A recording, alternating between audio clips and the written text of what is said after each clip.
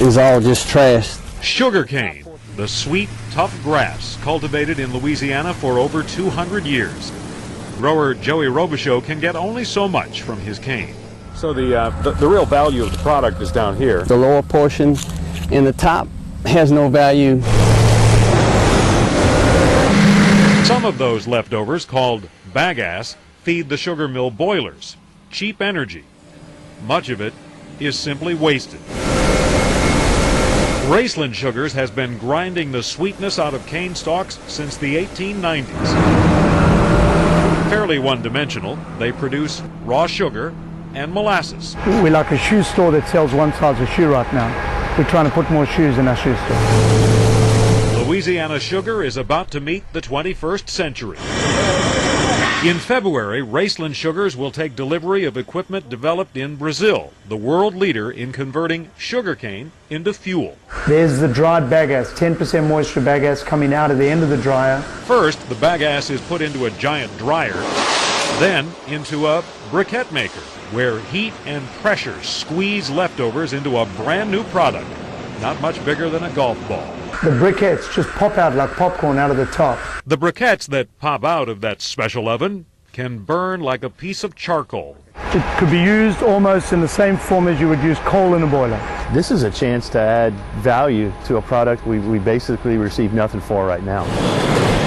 Raceland Sugars landed a $1.5 million Energy Department grant for a demonstration project with help from Senator Mary Landrieu. That new energy economy is going to be about growing our fuels of the future, and a great opportunity is with sugarcane production right here in Louisiana, as has been done in Brazil. The mill's putting nearly $2 million of its own money into the project. Plant manager Neville Dolan sees it as the future. We're really following a trend that's happening around the world, where a lot of the other industries, sugar industries around the world, are doing sugar and making a variety of diverse products in their sugar factories.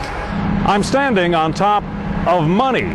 This pile represents the waste from about a year's worth of harvest. 110 million pounds of fiber that they have absolutely no use for today.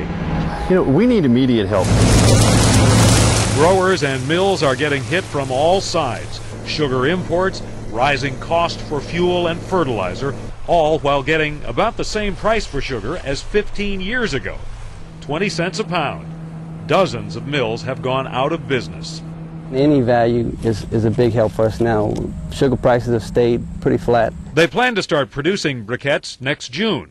Phase 2 of the project could involve turning them into ethanol or just shipping them off to feed factory boilers. Is there any doubt in your mind that you can find buyers for this?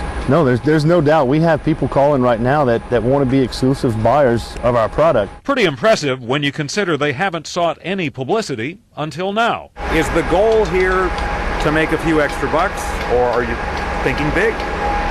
I would think in the long term this is a real big issue. I've always believed that once we can get this perfected, it's almost going to be the savior for us. The solution to America's energy problems?